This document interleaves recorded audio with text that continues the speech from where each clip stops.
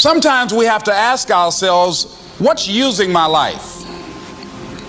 Heard a guy give a lecture one time that says, we are today what we were when. And he was talking about the fact that we, to a great extent, behave, think, react because of some previous experience that we've had. One of the things that we know about life is that it is always changing. Sometimes you're up, sometimes you're down. Sometimes things go real well, and sometimes they don't. Sometimes you're happy, and sometimes you're sad. Now that's that thing called life. And when we begin to understand and know that, accepting that reality that we will never ever have things just on an even keel all the time, that you're going to have some ups and you're going to have some downs, but during those down moments, that's where the growth takes place. That's where the work is. See, anybody can feel good when they have their health, their bills are paid, they have happy relationships, business is successful. Anybody could be positive then. Anybody can have a larger vision then. Anybody can have faith under those kinds of circumstances. Am I correct? Yes. See, but the real challenge of growth, mentally, emotionally, and spiritually, comes when you get knocked down. Somebody said that adversity introduces a man to himself or a woman. How you handle it, that's where the growth takes place. When I was facing some challenges, I had a guy say something to me, and I suggest this is one of the first things that you want to do when you're facing a challenge. You want to get unstuck. Evaluate where you are. Look at it, assess yourself. Assess yourself and assess the situation. What brought you there? What role did you play? Earl Nightingale had a saying I like. He said, all of us are self-made, but only the successful will admit it. What has brought you to this point? What did you learn from it? Are you learning anything, or are you doing it over and over and over again? Somebody said that insanity is doing the same thing in the same way, expecting a different outcome. Are you going through it, or are you growing through it? Are you bigger and better because of it? Because it's not going to leave you until you grow through it. I was going through a major challenge in my life that was wearing me out, that was using me. Well, you see, your mind is, you know, when you go into a service station to get gas, you don't go in there and just start pumping. When you push the lever up, it clears the previous bill.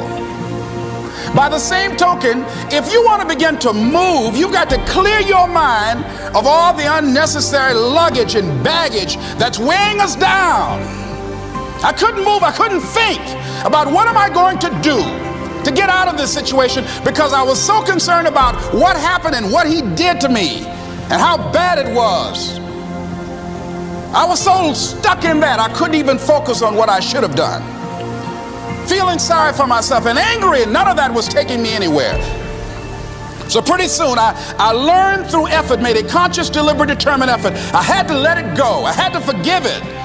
Let it go and begin to focus on developing myself. And I say to you, you're going to have people to do things to you. Things are going to happen to you. And the most important thing to do is to harness your will and let it go and move so you can grow, so you can get on with your life. It doesn't matter about what happens to you. What matters is, what are you going to do about it? All of us have experienced some tragedy, and if we haven't, we will. And you can either let it destroy your life, or you can build upon it. You can permit it to let it hold you down, or you can decide, I'm not going to let that happen to me. I'm bigger than this. Make a declaration to yourself. Declare all out war that you're going to get out of this rut. I don't care how good you are. I don't care how talented you are. I don't care how much you work on yourself. There are some times when things aren't going to go right. They just are not going to go right. There are times when anything that can happen will happen. Murphy's Law will be knocking at your door. Why? I don't know why. That's called life.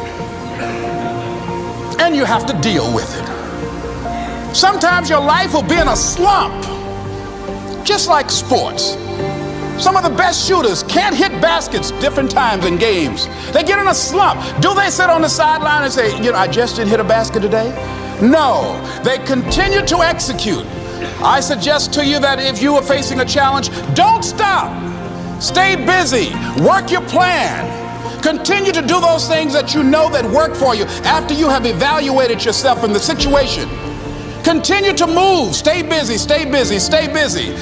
Find somebody that you can help so you can forget about you for a moment. See, sometimes the best thing to do is to be.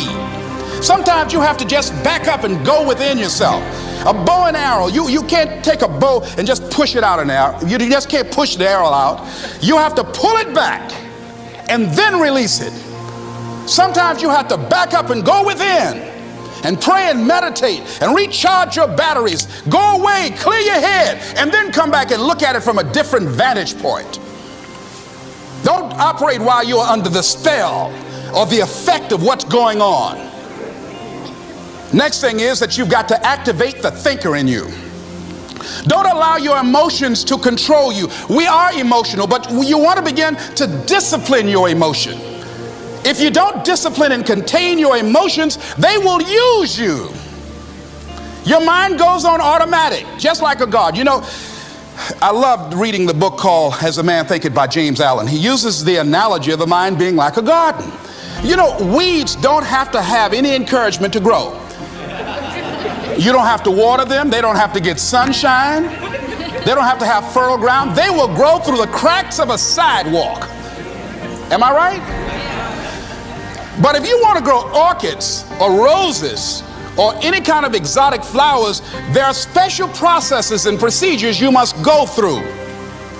Well, by the same token, you don't have to force yourself or motivate yourself to think negatively, to be depressed, to hate somebody, to want revenge, to want to get back at somebody, to beat yourself up over the head, to feel loaded with guilt. You don't have to make any effort to do that. Your mind is on automatic. It will do that by itself.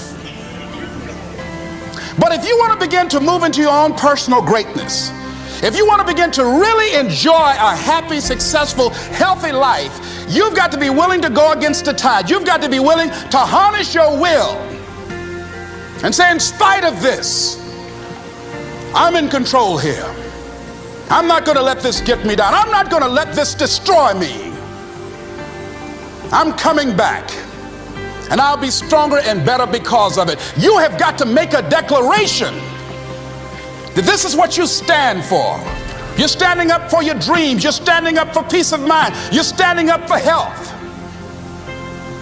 You want it, and you're going to go all out to have it. It's not going to be easy. When you want to change, it's not easy. If it were in fact easy, everybody would do it. But if you're serious, you'll go all out. So yes, I'm going to turn this situation around. I'm not going to sit back and moan and cry over what happened and what went wrong and who did what. I'm going to do something about this situation. The next thing that is important is that expect things to get better for you, because they are. See, life is cyclic. You're not, whatever experience you're having right now, it has not come to stay. It has come to pass. Not to stay, just to pass. It's just going through. The biggest challenge is to know what's happening. This is a part of this thing we call life. This too shall pass. And maintaining perspective, putting it in perspective. The other thing is take full responsibility for your life. Accept where you are and the responsibility that you're going to take yourself where you want to go. Someone said we have two primary choices in life. We can either accept conditions as they exist, or we can take the responsibility to change them. See, a lot of people want to exempt themselves from taking responsibility. All they want to do is talk about the problem. Every time you see them, they'll tell you their story over and over and over and over again. No. You want to take responsibility for your life. I got me here, I can get me out of this. And I'm getting out. I'm not going to be a volunteer victim. George Bernard Shaw said there are two kinds of people in life. You know, he said those that make things happen, those that watch things happen, and those that don't know what happened. And he said the people that get along in this life look around for the circumstances that they want, and if they can't find them, they make them. They create them. So part of beginning to get unstuck, you've got to decide that the behavior pattern that you have adopted doesn't work for you. You've got to change your strategies, and changing your strategy means reinventing your life, recreating you, and you have the power to do that. You can decide that you're going to change, that you're not going to be a wimp. You can decide that you're going to stand up to life. You can decide that I'm going to live each day as if it were my last.